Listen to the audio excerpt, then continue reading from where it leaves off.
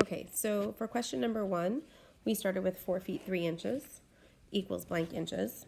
And we know that there are 12 inches in a foot. So we're going from a bigger unit to a smaller unit, so we multiply. So we do 4 times 12, which gives us 48. And then we cannot forget about the extra 3 inches, which gives us a total of 51 inches. Moving on to question number 2.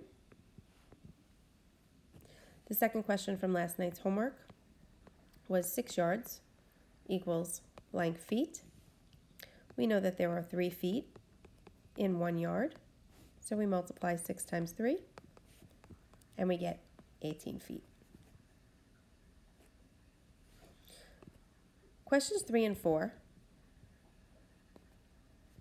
Questions 3 and 4 are small to big questions, so these are going to be division questions. So for number 3, we have 32 inches equals blank feet, and how many inches left over. So we know there are 12 inches in a foot, so we divide 32 by 12,